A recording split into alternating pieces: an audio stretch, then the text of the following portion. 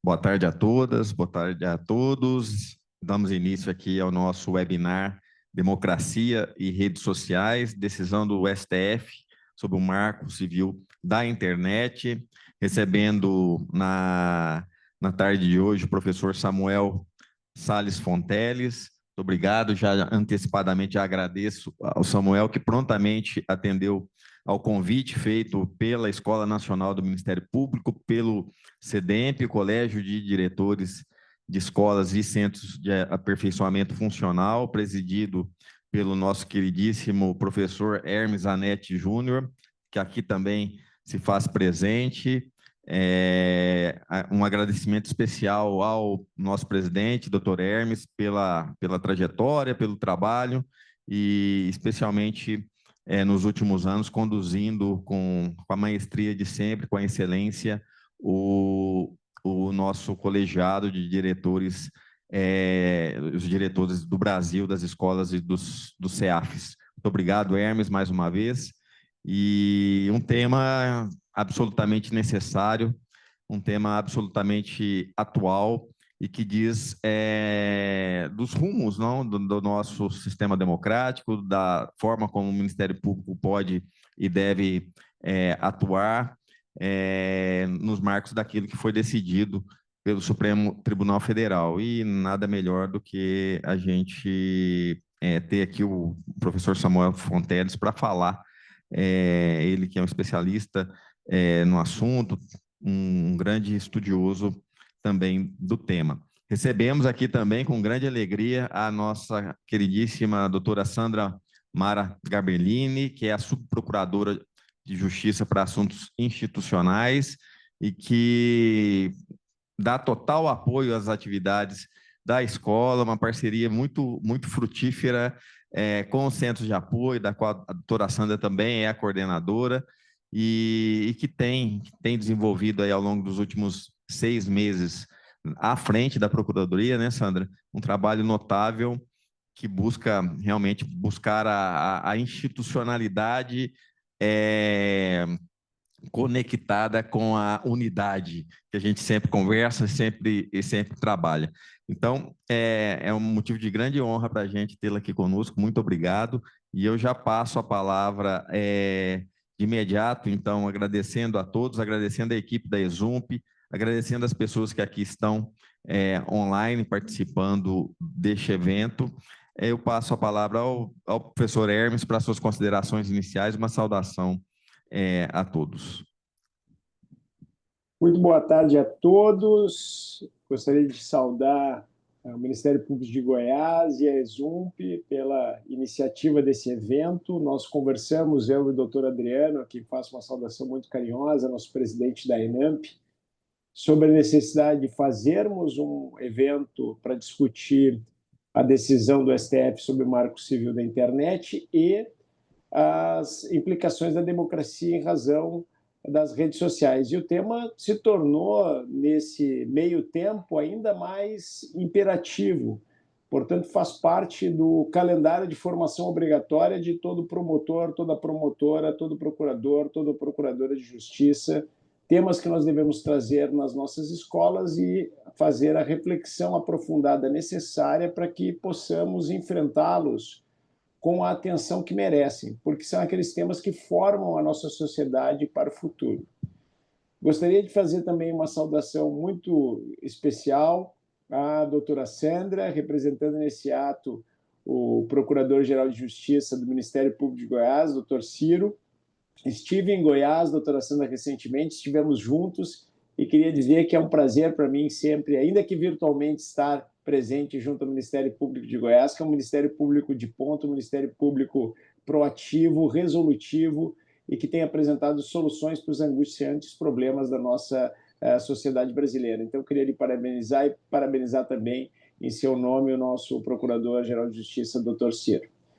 E, por fim, eu gostaria de fazer uma saudação muito especial e de agradecimento ao professor Samuel Fonteles. Quando nós conversamos, professor Samuel, sobre o tema e sobre quem poderia discutir esse tema com o Ministério Público Brasileiro neste webinar, o doutor Adriano imediatamente lembrou do seu nome e foi por aclamação. Então, é um privilégio poder estar contigo aqui, te ouvir falar sobre esse tema. Eu vou seguir acompanhando o evento, estou em trânsito, mas sigo aqui conectado com vocês. Desejo a todos um excelente evento, um debate aprofundado e que possa nos fornecer aquele equipamento crítico necessário para que possamos tomar nossas posições na atuação cotidiana de membros do Ministério Público e como cidadãos. Muito obrigado, doutor Adriano. Devolvo a palavra. Muito obrigado, Hermes. Obrigado pela parceria e parabéns aí mais uma vez pela condução do nosso colegiado com temas, trazendo, né, à baila discussões sobre temas sempre muito caros ao Ministério Público e, evidentemente, à sociedade. E passo, então, a palavra à doutora Sandra Gabrielini para suas considerações. Boa tarde a todas e a todos. Brevemente, gostaria de saudar a todos aqueles que estão participando desse webinar, dizer da nossa alegria de sediar esse momento com um tema tão importante de relevância nacional, sem dúvida, e parabenizar o doutor Adriano por ter trazido para o Ministério Público de Goiás, sediar este evento, parabenizar por todo o trabalho desenvolvido à frente da Escola Nacional, junto também com Hermes Zanetti, que eu agradeço pelas palavras e parabenizo pela gestão junto à SEDEMP, e que esses momentos de integração do Ministério Público brasileiro em temas tão relevantes e importantes, com certeza nos elevam e nos trazem benefícios na atuação prática nessa interlocução.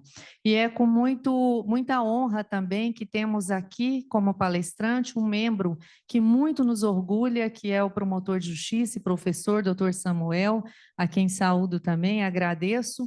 E, sem mais delongas, gostaria já de dar início ao webinar, para que nós possamos ouvir o doutor Samuel e agradecer, então, mais uma vez ao doutor Adriano e ao doutor Hermes Zanetti por proporcionarmos esse momento tão importante para nós. Muito obrigada, um ótimo webinar a todos. Muito obrigado, Sandra, muito obrigado pelas palavras, e eu já passo, então, de imediato a palavra ao professor Samuel Sales Fonteles. E mais antes, né, claro, vou ler aqui um resumo do currículo do professor Samuel. Samuel é promotor de justiça aqui no estado de Goiás, doutor em Direito pela Universidade Federal do Paraná e visiting na Universidade de Stanford, nos Estados Unidos, é mestre em Direito Constitucional pelo IDP, professor da Escola Superior da Advocacia Geral da União, professor também da Escola Superior do Ministério Público de Goiás, autor e tradutor de obras jurídicas com artigos publicados em revistas especializadas no Brasil e no exterior, além de membro auxiliar da Procuradoria-Geral da República. Samuel, sem dúvida nenhuma, é um dos grandes nomes do direito constitucional brasileiro, promotor aqui em Goiás, e que nos orgulha e nos honra muito, e um estudioso dos temas importantes, né? Se é que existe tema, se é que existe grau de importância, talvez no estudo de direito constitucional, mas dos grandes temas do direito constitucional, e vai nos oferecer aí as suas reflexões sobre a democracia e redes sociais e a decisão do Supremo sobre o marco civil da internet. Muito obrigado. Boa tarde, é um grande prazer estar aqui, ter a voz e a vez. Eu agradeço pelo convite tão honroso, ao tempo em que parabenizo a iniciativa da Escola Nacional, do SEDEMP, das escolas do Espírito Santo, de Goiás, professor Adriano, cumprimento a doutora Sandra, nossa subprocuradora-geral, professor Hermes Zanetti, autor dos livros por onde eu estudei para um dia estar aqui. Eu vou dar início às nossas digressões, lembrando que toda Constituição, por excelência, ela organiza o Estado, ela organiza os poderes do Estado e ela proclama direitos fundamentais. Ontologicamente, uma Constituição, ela é um documento jurídico, ela é um anteparo, um escudo que salvaguarda o indivíduo perante o Leviatã, perante o poder público, perante a administração fazendária, perante o Estado. Essa é a técnica do constitucionalismo. É a Constituição proteger indivíduos, salvaguardando esses indivíduos, impondo ao Estado um recuo, um não fazer, no constitucionalismo clássico. O Marco Civil da Internet é, por vezes, referido como a Constituição da Internet. O que é que isso significa? Significa que vislumbraram no Marco Civil da Internet um documento de uma estatura tal, de uma magnitude tal, que ele protegeria o indivíduo afirmando e reafirmando direitos humanos. Então, o ponto inicial das nossas digressões hoje é dar ao Marco Civil da Internet a dignidade que lhe cabe. O Marco Civil da Internet não é, talvez, um exagero referi-lo ou apontá-lo como a Constituição da Internet. Já houve um tempo em que seres humanos discutiam os assuntos políticos do Estado, aquilo que os gregos chamavam de politeia, na Acrópole, na Ágora, nas ruas, nas praças. Mas hoje ninguém duvida que é no ecossistema digital, é nesse cyberespaço que as pessoas discutem política. Nós todos sabemos que o Twitter, o Instagram, o Facebook, as mídias sociais, elas se tornaram a nova Ágora, ou talvez a nova Acrópole. Esse é o locus onde cidadãos brasileiros e cidadãos do mundo sinceramente divergem sobre desacordos morais, sobre pontos de vista filosóficos e sobre questões políticas que interessam aos governos. É lá, por exemplo, que as pessoas disputam narrativas, disputam significados, informam e, por vezes, lamentavelmente, desinformam também.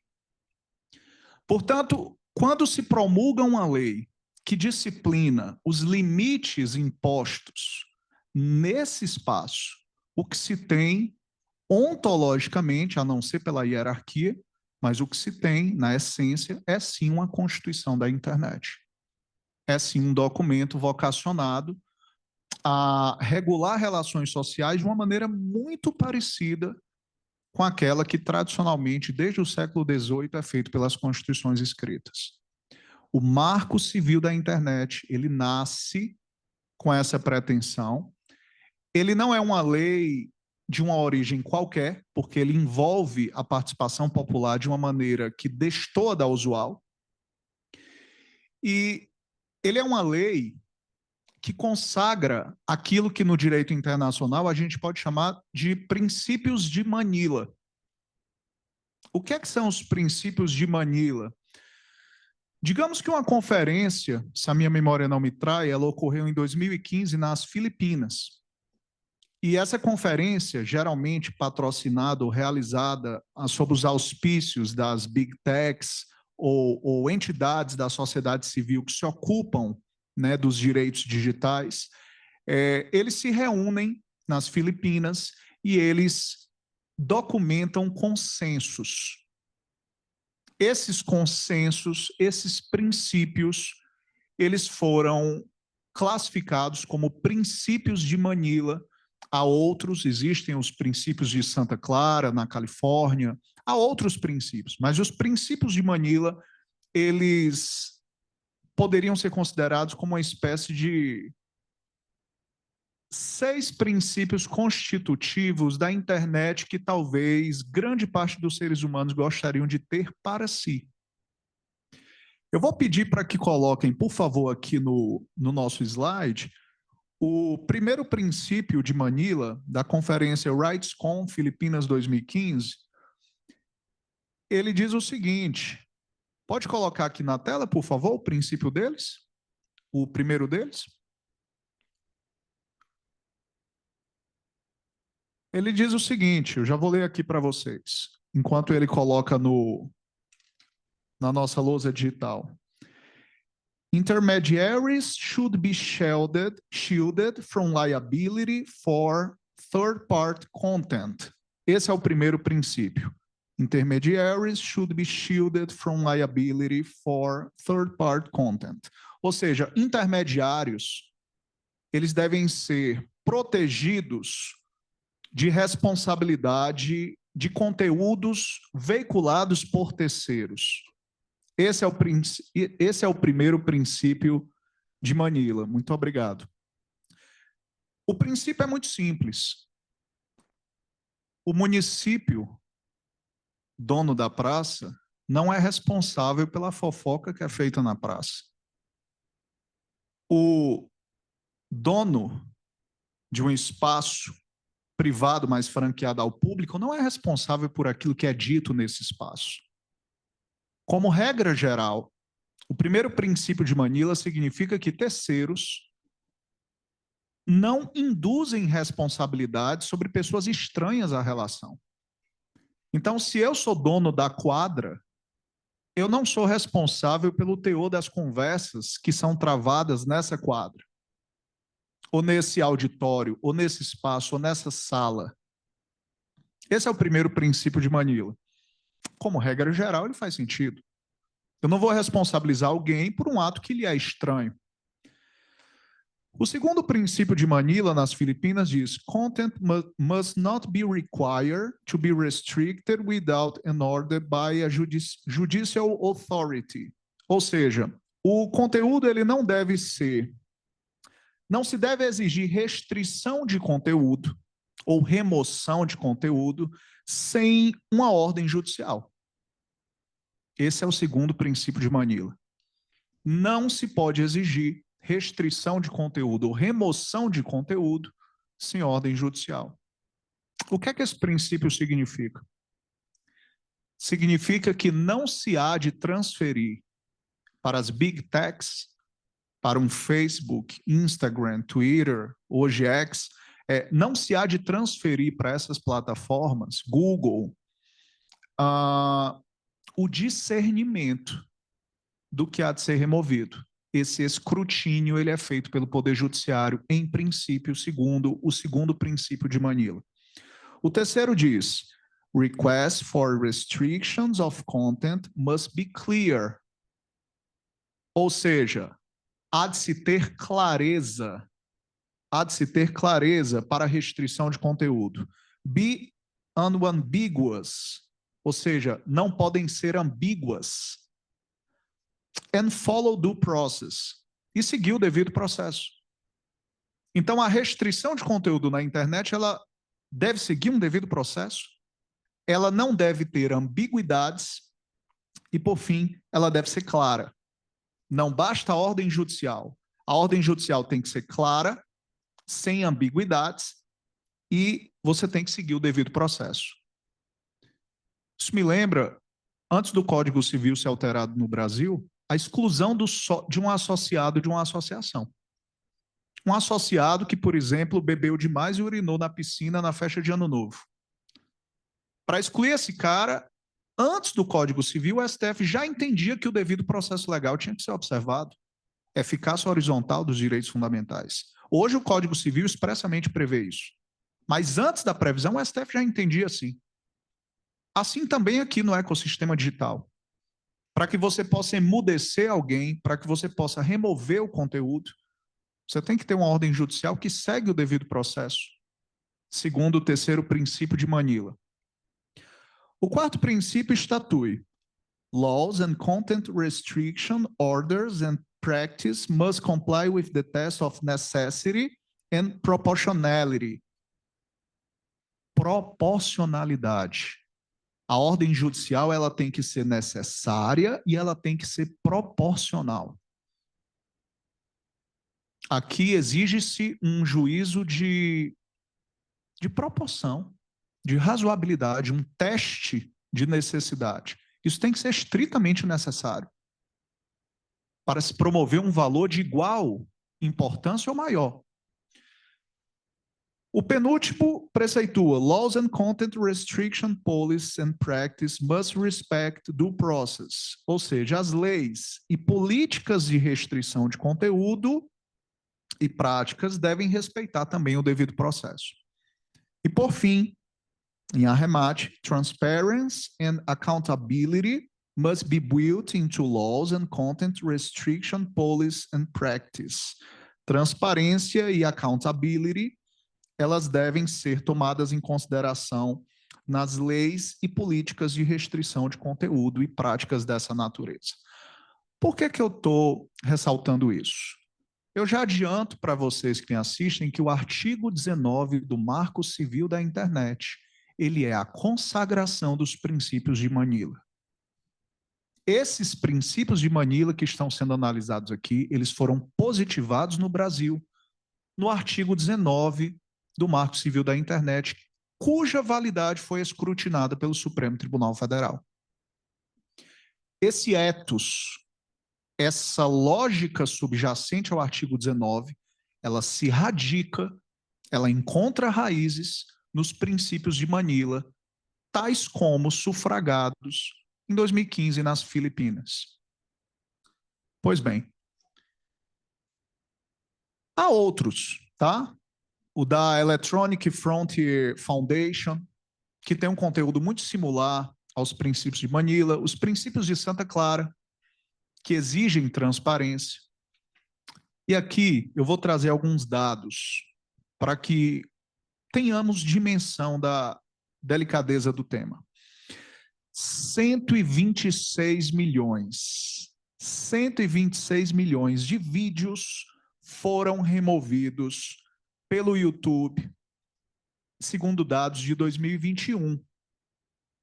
Tive o cuidado de pesquisar dados mais recentes, em 2024, e vi que o YouTube ele tem uma performance trimestral de aproximadamente 4,8 bilhões de canais removidos.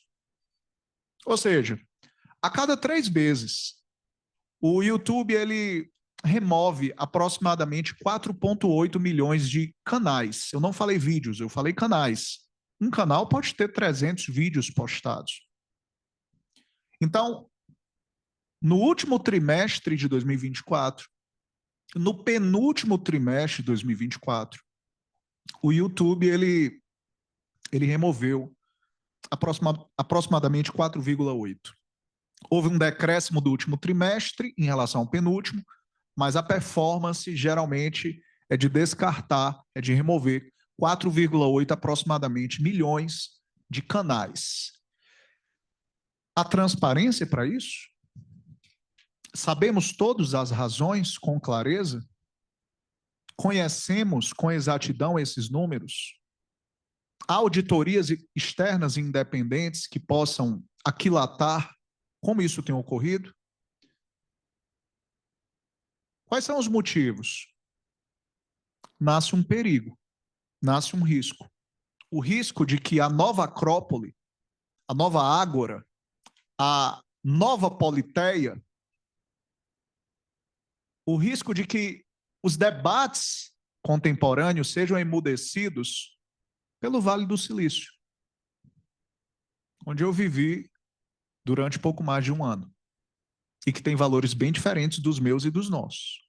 Me lembro bem disso, do choque cultural. O que eu quero dizer com isso é muito perigoso, e, por exemplo, o Zuckerberg já teve a sinceridade de admitir que o Facebook ele falhava na moderação de conteúdo. Os algoritmos falhavam. Algoritmo é uma coisa perigosa, embora muito eficiente. Exemplos não faltam na literatura de filosofia da tecnologia. Recentemente eu estava lendo um livro de um professor de filosofia da tecnologia da Áustria, em Viena, e ele trouxe um caso interessante do perigo de algoritmos. Por exemplo, o policiamento preditivo. Nos Estados Unidos, eu me recordo que técnicas de policiamento, distribuição de viaturas e de policiamentos ostensivos, elas variam às vezes em função de algoritmos. Qual é a consequência disso? Às vezes, racismo algorítmico. O algoritmo ele induz o policiamento em bairros com um recorte étnico muito específico. Isso é um tema que requer a nossa reflexão e as nossas pesquisas no Ministério Público Brasileiro. Então, algoritmos, muitas vezes, eles são utilizados para moderação de conteúdo, para verificar termos de uso, e isso pode ser perigoso. Então, os princípios de Manila, e até nos padrões europeus regulatórios, exige-se transparência, exige-se accountability no momento de emudecer alguém, no momento de descartar um canal, no momento de apagar vídeos, de, por exemplo, bloquear um perfil. Isso tem que ser transparente, como diria o Justice Louis Brandeis, a luz do sol é o melhor desinfetante da Suprema Corte dos Estados Unidos. É importante lançar luzes sobre essa cortina de fumaça. Bom, todos esses standards que foram consagrados no artigo 19 do Marco Civil, eles se acautelam diante de um risco de censura privada. E aí talvez você que me assista possa pensar, eu supunha que a censura é sempre pública. Não. Se você fizer, pelo menos é recomendável, sempre que você quer saber o significado de uma palavra na Constituição, é recomendável que você faça uma pesquisa histórico-linguística. E não sei se temos tantos motivos assim para acreditar que a censura é sempre do Poder Executivo e sempre prévia. Talvez ela possa ser posterior e advinda de outro poder, ou até de um particular, de uma plataforma, de uma big tech. De modo que a censura ela preocupa o ordenamento jurídico brasileiro como um todo. Não é só aquela censura clássica dos anos 80 do século XX, não. Absolutamente. Então, numa perspectiva de eficácia horizontal dos direitos fundamentais, o Marco Civil da Internet ele cumpre uma importante função. Porque agora a Ágora ela se transfere para o ciberespaço e para o ecossistema digital. Basta lembrar que o presidente dos Estados Unidos foi banido do Twitter ano passado, se eu não me engano. Perdeu a voz e a vez, né? E é interessante que quando você emudece alguém de maneira prospectiva, você não sabe o que vai ser dito. Quando você, por exemplo, remove um perfil, quando você bane alguém de uma plataforma, você não sabe o que vai ser dito. Você supõe com base naquilo que já foi falado no passado. Mas esse é um raciocínio prospectivo. O mesmo que algoritmos nos Estados Unidos, no sistema Compass, fazem com, por exemplo, infratores. Nos Estados Unidos, você tem um algoritmo que ele calcula a chance de você voltar a delinquir, o Compass. Então, ele faz uma análise com base no seu perfil para averiguar a probabilidade, a chance que você tem de ser um infrator quanto mais, de voltar a delinquir, de reincidir. Mas na estatística a gente aprende que existem anomalias estatísticas. E se você é um ponto fora da curva? E se você destoa do seu passado estatístico e das estatísticas? Existe o direito de ser uma exceção, e muitos são exceções. O algoritmo Compass nos Estados Unidos, ele falha, às vezes. Isso é muito sério. A liberdade de um ser humano não pode variar em função desse tipo de teste, na minha pequena opinião. Quero dizer com isso que é legítima a preocupação de desconfiar também de particulares, não só do Leviatã, do Estado, mas também de particulares que têm muito poder. E essas são as big techs, as plataformas ou os provedores de aplicação. Mas, por outro lado, a lei também os protege. A gente vai ver que o Marco Civil da Internet também gera um paradigma confortável para essas sociedades empresárias, corporações. Pois bem, não devemos esquecer que muitas delas custodiam dados. E dados, como eu ouvi, essa frase é de um matemático londrino, eu ouvi isso em uma universidade na Hungria. O professor disse, na época eu não conhecia essa frase, dados são o novo petróleo. Dados são o novo petróleo. né? Data, the new oil. Essas corporações, elas custodiam dados e fazem perfilamentos. Ou seja, elas conhecem o seu perfil, a sua religião, a sua orientação sexual, e muitas vezes a publicidade que chega até você varia em função dos seus dados. Esse é o perfilamento. Também isso tem que ser exposto à luz do sol. Todas essas questões envolvem o background do julgamento sobre a constitucionalidade do artigo 19 do Marco Civil da Internet. De modo que, diante desses problemas, cada país, na sua soberania, na sua autodeterminação, escolheu um caminho regulatório. Então, por exemplo, em um extremo, não estou dizendo que esse caminho é extremista, eu estou dizendo que, em uma escala, o modelo norte-americano, ele adota um caminho de absoluta ausência de responsabilidade. As plataformas não têm que interferir, as plataformas não têm que remover conteúdos, a menos que provenha ou sobrevenha uma decisão de um órgão estatal oficial, e elas não serão responsabilizadas por aquilo que é dito. Esse é o modelo norte-americano. Um modelo baseado no livre mercado de ideias, podemos assim dizer.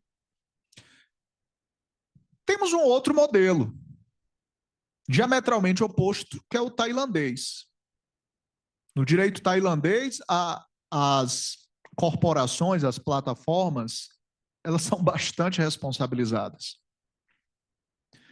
Elas devem moderar, elas devem extirpar conteúdos, elas devem verdadeiramente vigiar aquilo que é dito, porque até com notificação extrajudicial elas têm que remover. Perceba, em um ponto você tem um modelo norte-americano, estadunidense. No outro ponto, diametralmente oposto, você tem um modelo jurídico tailandês. E você tem um gênero intermediário, que é o europeu, mais dinâmico, mais flexível, que também exige remoção de conteúdo por notificação extrajudicial, observado o devido processo legal. O modelo europeu ele já é diferente porque ele não se baseia num livre mercado de ideias, ele se baseia em um trauma histórico.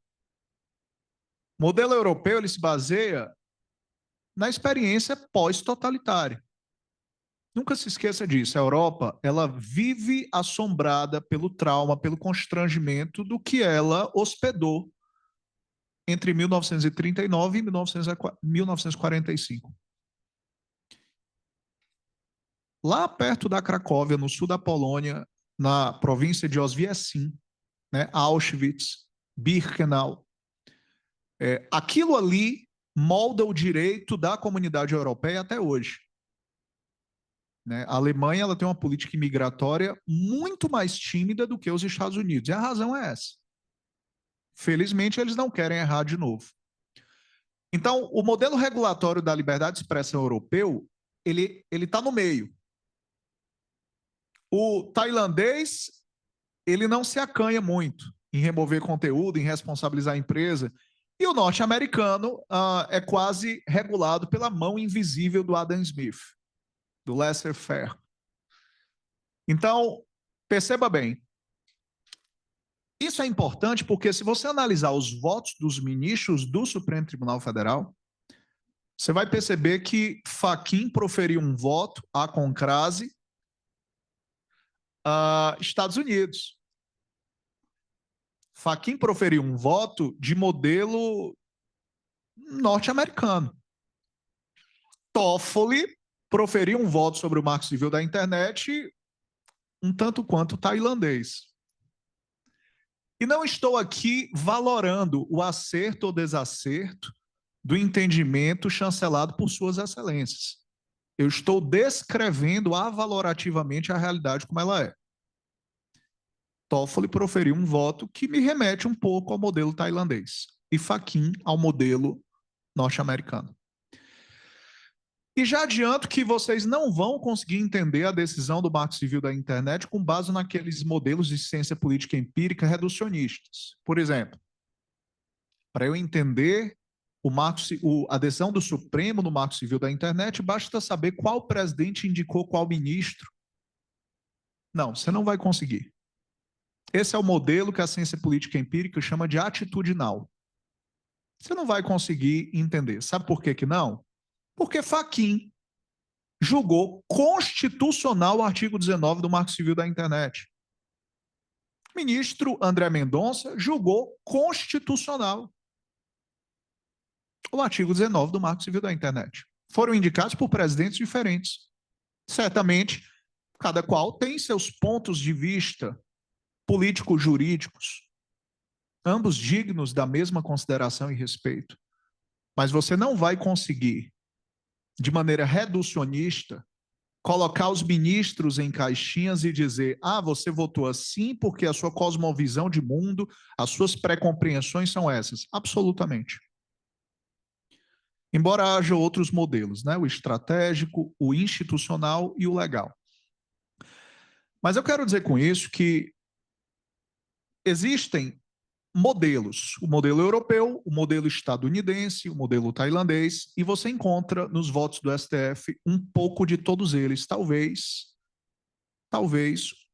um pouco mais dos elementos do modelo europeu, né, do Digital Service Act, que inclusive entrou em vigor em 2024, que é um modelo que concita as plataformas a velocidade, a dinamismo na remoção de conteúdos. Em outras palavras, enquanto o Marco Civil da Internet brasileiro, princípios de Manila, modelo norte-americano, ele consagra uma abordagem que eu chamaria de reativa.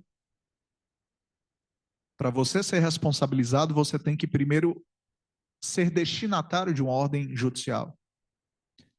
O modelo europeu, ele adota um paradigma mais proativo e não tão reativo. Qual foi a escolha brasileira nesse cardápio de opções, nesse cardápio de alternativas? O que foi que o Brasil escolheu? Se você ler o artigo 19, você vai perceber que nós adotamos um modelo que, por vezes, é referido como Judicial Notice and Takedown. Ou seja, o juiz avisa e você remove o conteúdo. Olha a comodidade disso. Eu não carrego sobre os meus ombros a responsabilidade de moderar conteúdo. Eu não carrego sobre os meus ombros, de acordo com o artigo 19 do Marco Civil da Internet, a responsabilidade de valorar e discernir a licitude de fatos da vida. Eu não tenho que saber se aquilo viola direitos autorais, se aquilo é crime, se aquilo... Não, isso fica aos cuidados do Poder Judiciário. Se e somente se o Poder Judiciário expede uma ordem, aí sim, uma vez que eu sou cientificado formalmente dessa ordem, eu tenho que remover o conteúdo. Após o quê? Se eu me quedar inerte, eu posso ser responsabilizado. Esse é o modelo do Judicial Notice and Takedown, do artigo 19 do Marco Civil da Internet. É o modelo brasileiro, ou pelo menos era, até a decisão recente do Supremo Tribunal Federal. Esse modelo, ele permite 5 etapas, um recorte didático de 5 etapas muito nítidas. A primeira é a publicação do conteúdo. Alguém vai lá e publica, sei lá, um discurso de ódio, uma fake news, ou divulga um produto, o que quer que seja. A segunda etapa é a identificação desse fato pela vítima ou por um terceiro. A vítima, como já aconteceu uma vez comigo, publicaram um conteúdo que eu considerei ilícito, dirigido à minha pessoa, fiz uma ata notarial, e responsabilizei quem de direito, a tempo e a modo. Onde é que eu quero chegar com isso? Esse é o segundo momento. A vítima ou um terceiro, ele identifica. Ele identifica. Qual é o terceiro momento? A ação judicial é proposta. Esse é o modelo do artigo 19. A ação judicial ela é proposta. Quarto momento, o juiz averigua. É estranho, mas é assim que se pronuncia. O juiz averigua, não é averigua. Ele averigua se aquilo é ilícito.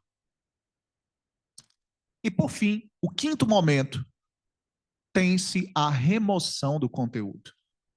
Esse é o modelo do Judicial Notice and Takedown, consagrado pelo artigo 19 do Marco Civil da Internet, que consagra o ethos dos princípios de Manila, tais como aprovados nas Filipinas em 2015. Esse é o Judicial Notice and Takedown. E aí a gente tem um problema. Perceba bem.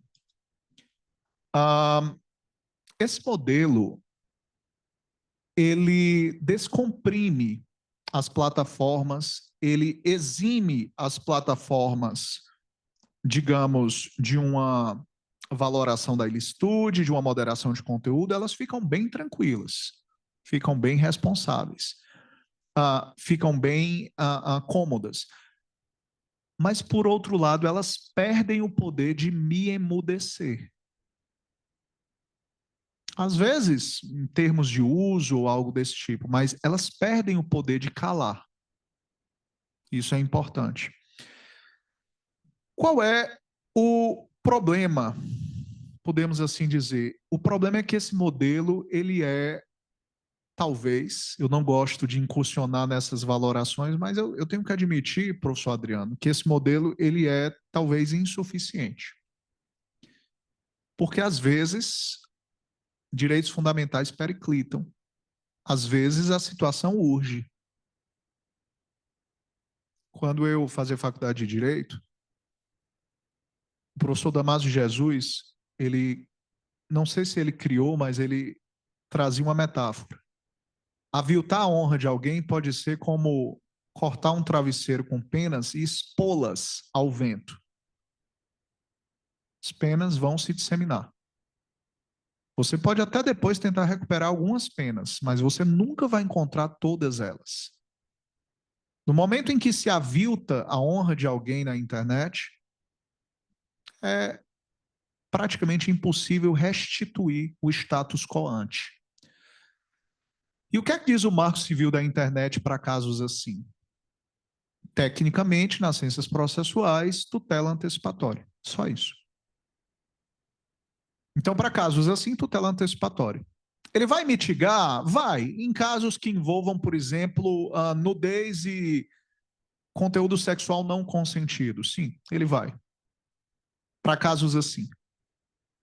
Mas para a grande maioria dos casos, ele é, digamos, insuficiente. Suicídio, automutilação, propaganda de guerra. Ele é insuficiente. Isso é importante de ser percebido e de ser reconhecido. Porque esse ponto consta da decisão do Supremo Tribunal Federal. O Supremo Tribunal Federal vislumbra no artigo 19 uma proteção insuficiente de direitos fundamentais. Agora, repare, eu não estou afirmando que o Supremo Tribunal Federal esteja legitimado a substituir a escolha certa ou errada feita pelo parlamento. Eu estou descrevendo como cidadão brasileiro que eu vislumbro no artigo 19 do Marco Civil da Internet uma insuficiência protetiva. Sim, eu como cidadão brasileiro tenho esse ponto de vista. Agora, se o Supremo Tribunal Federal deveria substituir as opções, boas ou más, efetuadas pelo parlamento, isso é uma outra questão que eu não estou respondendo aqui. Então, por exemplo, o ministro Alexandre de Moraes, ele disse, esse modelo, diante dos atos de 8 de janeiro de 2023, ele foi uma falência total. E eu tendo a concordar. Tendo a concordar que esse modelo não protegeu suficientemente instituições relevantes, como, por exemplo, o próprio Supremo Tribunal Federal. A pergunta que se nos afigura é se momentos de exceção geram precedentes vitalícios ou precedentes longevos, duradouros e que servem para períodos de normalidade. Geralmente, precedentes eles são formados para situações de normalidade, não de exceção. Pois bem, Então, como é que o artigo 19 vinha sendo compreendido até então, antes da decisão do STF?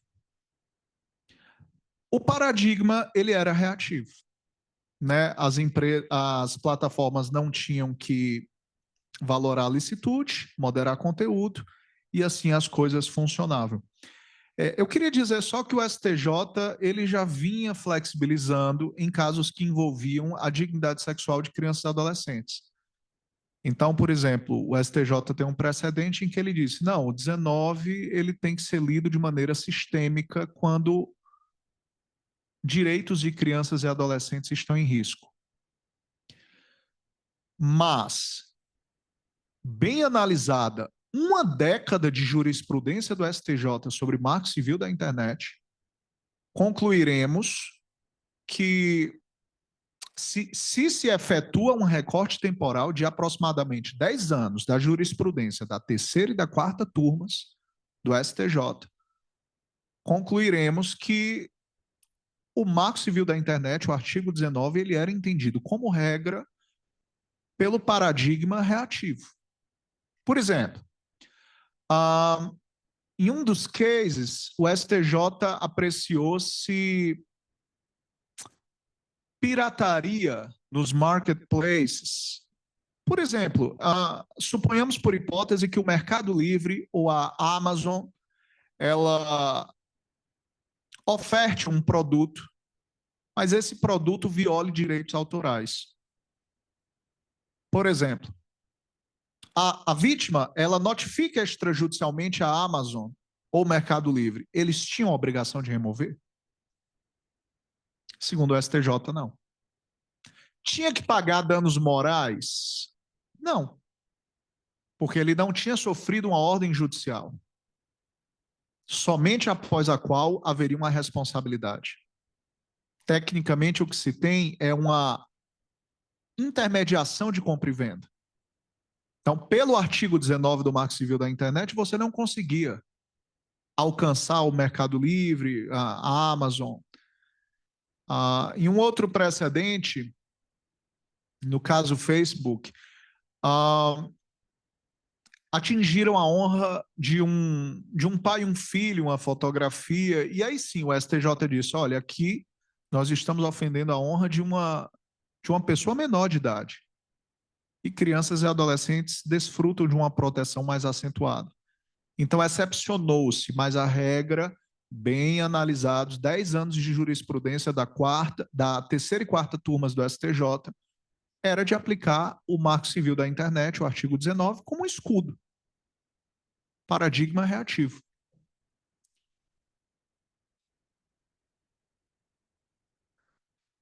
Até que o caso chega ao Supremo Tribunal Federal, porque nasce realmente um paradigma reativo perigoso, né?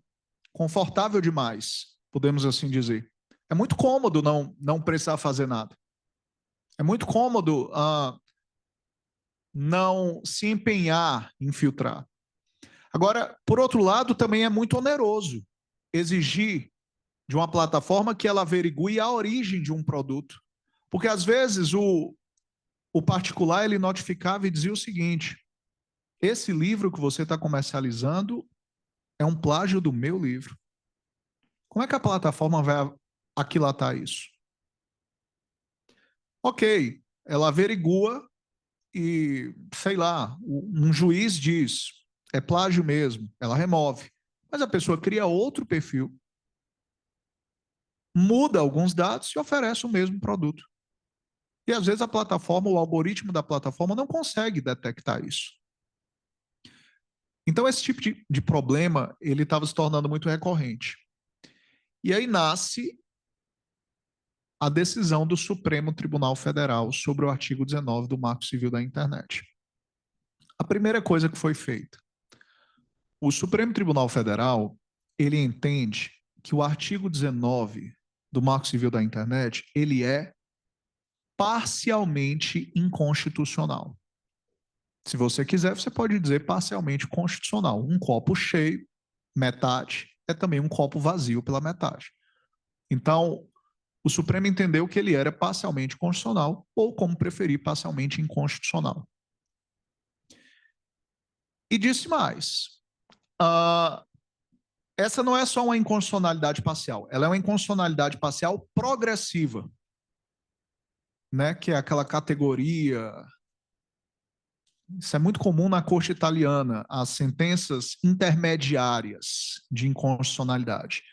Nem é noite, nem é dia, nem é preto, nem é branco, nem é céu, nem é terra, nem 8, nem 80. É uma inconstitucionalidade pelo meio do caminho.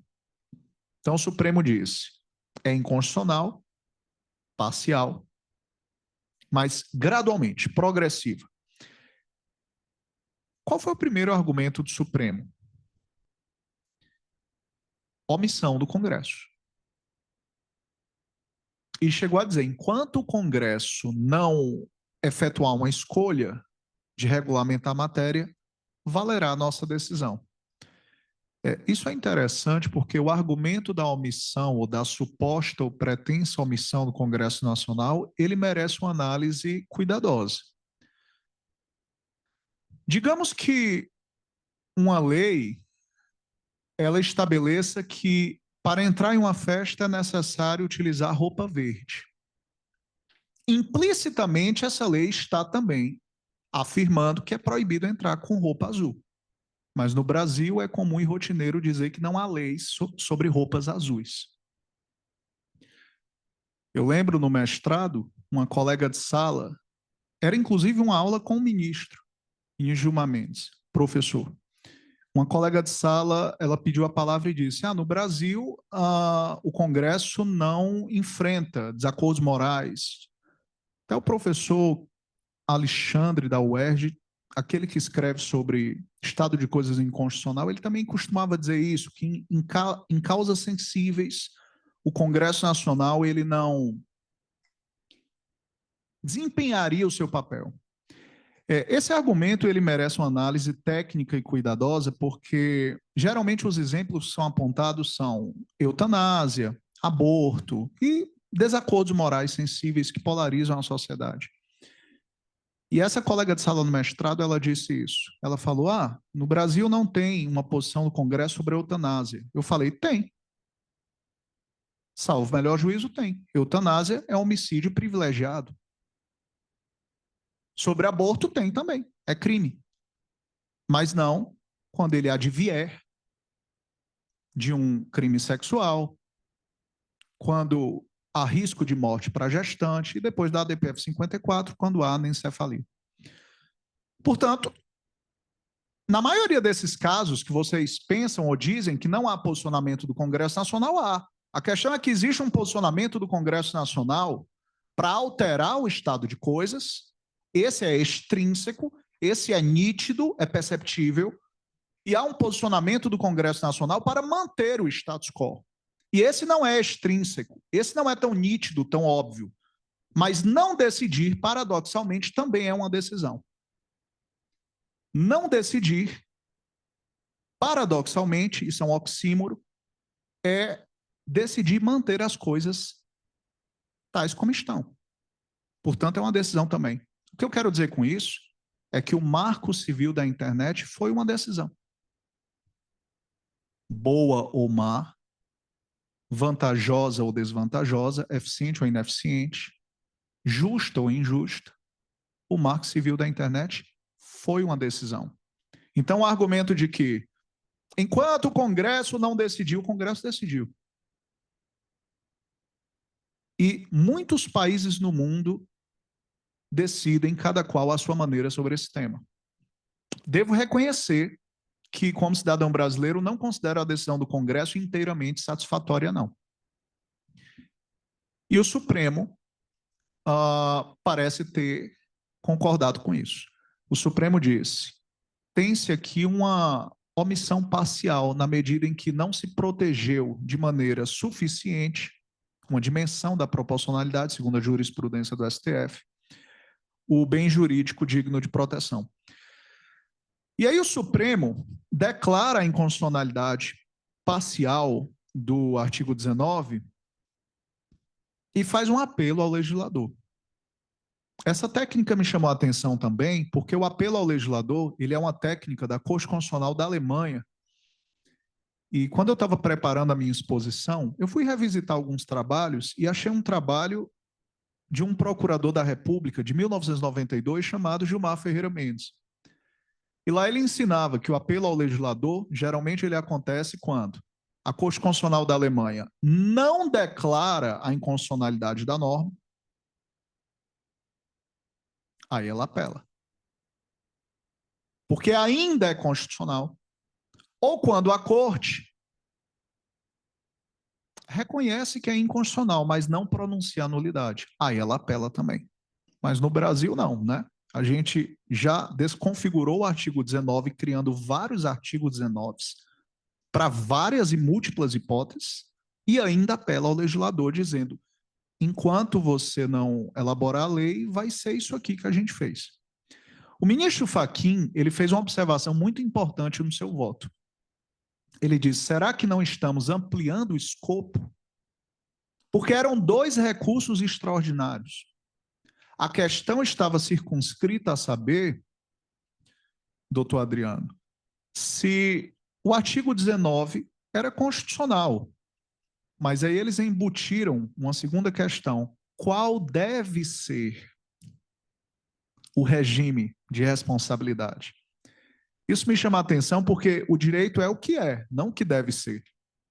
Quando o Supremo Tribunal Federal atrai para si o ônus de dizer qual deveria ser o regime de responsabilidade, temo que ultrapasse a moldura constitucionalmente assinalada para suas funções, respeitosamente. Mas o fato é que chamou para si essa tarefa e o fez de boa fé. E não vou dizer que o desfecho foi... Precisamos ter a sinceridade de reconhecer, o bom senso de reconhecer um trabalho hercúleo e bem feito, feito pelo tribunal, né? Apesar das minhas críticas, muitas vezes, quanto à maneira, mas o conteúdo em si, a gente nota que foi um conteúdo bastante refletido, bastante amadurecido. E qual foi esse conteúdo, podemos assim dizer? O Supremo Tribunal Federal, ele estabeleceu que o artigo 19, ele ainda vai ser aplicável para casos muito específicos. Então, por exemplo, conteúdos impulsionados ou pagos, podemos assim dizer, inclusive por robôs, nesses casos, inverte-se a responsabilidade, né? Quando são conteúdos pagos, presume-se que a plataforma aprovou a publicidade e, portanto, ela não vai ser protegida pelo artigo 19. Então, nesse caso, você tem um curto-circuito. Ele não vai se aplicar. Casos de circulação massiva de conteúdos considerados graves, também vai haver um curto-circuito. O artigo 19 não vai se aplicar. É interessante porque esse rol é um rol muito extenso e muito casuístico. Abolição violenta do Estado Democrático, crimes contra a dignidade de mulheres e crianças, terrorismo. Você vai ter um elenco. Eu até tive o cuidado, a decisão não faz isso. Aliás, a decisão não foi publicada, o informativo foi. Mas eles não elencam esse rol de tipos penais, mas eu tive o cuidado de elencá-los e realmente é um rol bastante extenso. Está aqui nos meus materiais. Mas, prosseguindo, há outros casos, né? Crimes contra a honra, por exemplo. O ministro-presidente Barroso enfatizou que, para o crime contra a honra, a responsabilidade só existiria da plataforma se sobreviesse a ordem judicial e que isso inibiria a censura privada. Veja bem. Veja bem. As plataformas só são obrigadas a remover com ordem judicial. Mas elas podem remover por notificação extrajudicial. De modo que, com todo respeito, eu entendo que a censura privada não é tão inibida assim, como foi dito. Por quê? Em crimes contra a honra, as plataformas poderão, sim, remover conteúdos sem ordem judicial, se lhes aprouver, à vista de uma notificação extrajudicial. E aí isso me remete a uma alegoria que foi feita por Hart, de Oxford, professor de Dworkin. Hart, ele disse, certa feita, ele fez uma pergunta filosófica muito interessante. Quantos fios de cabelo um homem precisa ter para ainda ser considerado careca? Hart fez essa pergunta na filosofia do direito. Você olha para um homem careca, você diz, ele é careca. Se eu acrescentar 2, 3, 4, 5, 6, 7 fios de cabelo, vai ter um momento em que ele vai deixar de ser careca. Que momento é esse? O caso limítrofe. Dworkin, discípulo de Hart, fez uma alegoria parecida. Quantas folhas de papel um folheto deve ter para ainda ser considerado um folheto ou um folhetim? Você vai acrescentando folhas de papel, tem um momento em que ele se transforma em livro. Isso demonstra, na teoria do direito, casos extremos e casos limítrofes. É claro que a plataforma vai conseguir identificar pornografia infantil. É claro que ela vai conseguir. Mas é duvidoso se ela vai conseguir identificar o momento em que um fato da vida se convola em crime contra a honra. Há casos muito claros, mas outros não. Basta ver os debates de ministros da mais alta corte do país. André Mendonça e Flávio Dino divergem, por exemplo, sobre os limites da liberdade de expressão no contexto de crimes contra a honra. Eu frequentei os bancos da Universidade de Direito. Eu sou capaz de tipificar muitas condutas ao meu redor. Mas nem sempre a legitimidade e a acurácia técnica dessa valoração se darão a contento. Então, por exemplo, alguns ministros diziam, para casos graves, mas quais são esses casos? Esse é o risco. Se uma plataforma pode remover crimes contra a honra à vista de mera notificação extrajudicial, porque foi isso que o Supremo decidiu, ela pode, ela não deve, mas ela pode.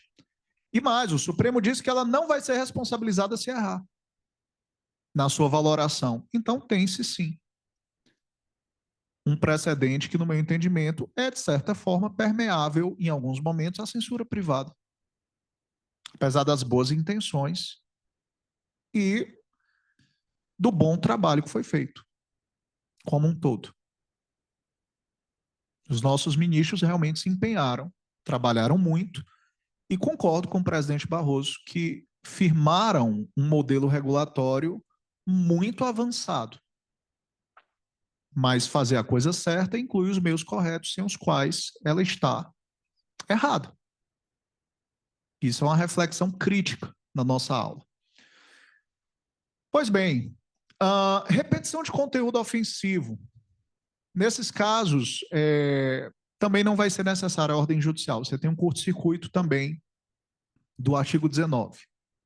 Então, por exemplo, se um juiz já disse que aquilo é ilícito, replicar o mesmo conteúdo de outras maneiras não vai gerar necessidade de uma ordem judicial nova para cada incidente. Entendeu-se que para marketplaces, né, esses comércios digitais, aplica-se o CDC. Entendeu-se que para provedores de e-mail, mensagerias, também não ia se aplicar o precedente. Nesse caso, eles continuam protegidos pelo artigo 19. Ou seja, o que se tem são múltiplos artigos 19. É isso que se tem. O que se tem com a decisão do Supremo Tribunal Federal é um artigo 19 ou um não artigo 19 para muitas situações distintas e que são discriminadas, né, na decisão do Supremo Tribunal Federal. Alguns exemplos, por exemplo, terrorismo, indução ao suicídio ou automutilação, pornografia infantil, crimes graves contra crianças, adolescentes e pessoas vulneráveis, tráfico de pessoas, drogas não, tá? Mas de pessoas sim. isso aqui me parece que é relativamente fácil de você identificar. Mas a decisão avança e diz discriminação e discurso de ódio. Aqui nós já temos, sim, um campo permeável a disputas de interpretação. Como disse Dworkin, antes de nos deixar precocemente, a nossa democracia é uma democracia em que as pessoas sinceramente divergem sobre direitos humanos e democracia.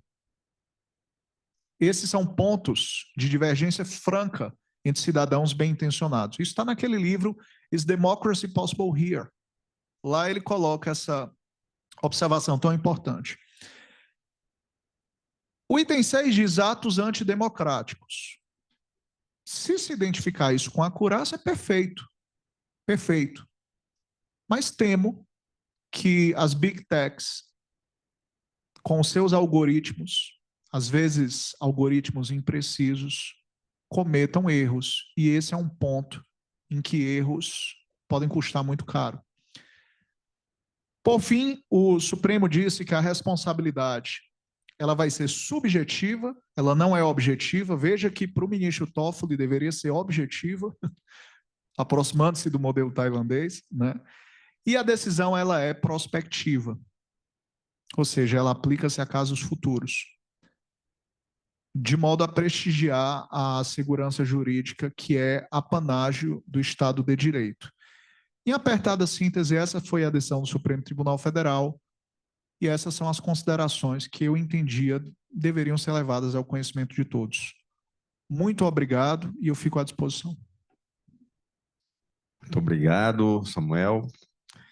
Muito obrigado pela sua fala, que traduz, não, a decisão e a complexidade que ela traz nesse aspecto e nessa controvérsia relacionada ao momento atual e ao mundo em que nós vivemos, em que há esse deslocamento do debate, como você bem coloca no início da sua fala.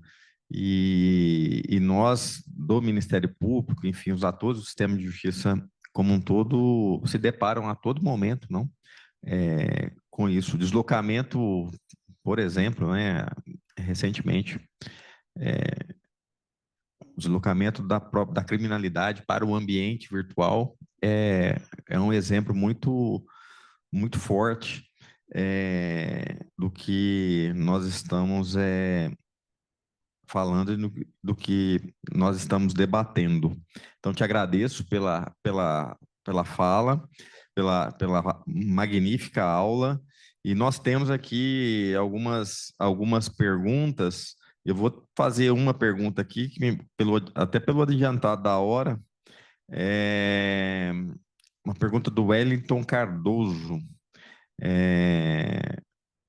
e ele faz algumas considerações em relação ao regime de notificação estabelecido no artigo 21 do Marco Civil, sobre a questão da responsabilidade objetiva que estaria prevista no artigo 21, e pergunta: diante da premissa de inconstitucionalidade do artigo 19, o Pleno do STF propôs que o provedor de aplicações que aufere vantagem econômica também deve assumir, em todas as situações, os riscos e encargos daí decorrentes perante terceiros. Trata-se, em suas palavras, de opção pela responsabilidade objetiva, que argumenta, além de encontrar fundamento na cláusula geral da responsabilidade civil do artigo 927 do Código Civil. Essa exigência de comprovação de que o provedor de aplicações teria incorrido em dolo ou culpa acarreta um ônus demasiado para a obtenção da reparação do dano sofrido? Essa é a pergunta do... Eu agradeço pela pergunta que foi formulada. O acórdão não foi publicado, mas temos aqui um documento oficial do Supremo Tribunal Federal que diz que a existência de conteúdo ilícito de forma isolada, atomizada, não é por si só suficiente para ensejar aplicação da responsabilidade nesse item de crimes graves. Contudo, nesta hipótese, incidirá o regime de responsabilidade previsto no artigo 21. Foi exatamente a pergunta que foi feita sobre a aplicação desse dispositivo. Os ministros, eles não reconhecem em absoluto responsabilidade objetiva, tá? Isso foi uma zona de penumbra, eu poderia dizer, no julgamento, porque, embora eles digam que não é objetiva, embora uma coisa não se confunda com a outra, mas há momentos em que transfere-se o ônus argumentativo, inverte-se esse ônus, e há momentos em que, sim, você se aproxima muito desse marco, de não... é como se houvesse momentos da decisão em que se presume o dolo ou culpa, né? Mas a impressão que eu tive foi que o Supremo Tribunal Federal sempre deixou uma porta aberta. No momento em que ele enrijece a responsabilidade, ele, ao final, ele abre uma porta e diz, claro, precisamos verificar se houve uma falha sistêmica, precisamos verificar se isso foi uma conduta de ausência de dever de cuidado generalizada. Ou seja, a Corte, em muitos momentos, apesar da sua ousadia jurisdicional, aqui falo no sentido técnico, não no sentido valorativo, mas apesar da sua jurisdição não ter sido tão autocontida assim, eu vejo muitas contenções nesse precedente, inclusive nesse ponto da responsabilidade. Bem, eu gostaria de agradecer imensamente o tempo do professor Samuel, nosso querido colega, a disposição em estudar e enfrentar a temática a partir não da dificuldade mesmo colocada, porque nós não temos ainda o acórdão publicado, não é? Nós temos essa informação oficial, vamos dizer assim, do Supremo. Cobertura, né, do julgamento. Exato, o que é a cobertura, né, a transmissão das sessões, mas a gente sabe que o acórdão é que vai refletir efetivamente o que a Corte decidiu. E você se dispôs a discutir conosco aqui e o fez de forma muito, muito propositiva e, claro, as críticas são sempre importantes para, inclusive, o amadurecimento do debate. Afinal, é para isso que estamos e é para isso que estudamos. Isso que nos leva a também, né, trabalharmos nessas questões quando estamos falando também de Ministério Público. E isso me deixa muito, muito feliz, muito grato, tá, por você ter aceitado o nosso convite, ter estado aqui conosco. A Escola Superior do Ministério Público de Goiás, o CEAF do Ministério Público do Espírito Santo, também a Escola Nacional do Ministério Público, a ENAMP e o SEDEMP, o Colégio de Diretores, te agradecem efusivamente pela tua palestra e esse esclarecimento, não? Que foi dado para muitos pontos que são trabalhados no acórdão, serão certamente trabalhados no acórdão e que foram objeto aí de inúmeras sessões para se chegar a esse julgamento pelo Supremo Tribunal Federal. Então, gostaria de agradecer a presença de todos, a presença de todas aqui online nessa segunda-feira, e dizer que da nossa alegria de poder compartilhar com o professor Samuel esses momentos aqui de grande aprendizado. Então, até o próximo. Eu passo a palavra para as considerações finais do professor. Muito obrigado pela voz e pela vez. Foi uma audiência muito seleta e um espaço muito privilegiado. Muito obrigado, Samuel. Muito obrigado a todas e até o próximo evento da ENAMP, o próximo evento do SEDEMP, tratando de temas que dizem respeito à sociedade, dizem respeito ao Ministério Público.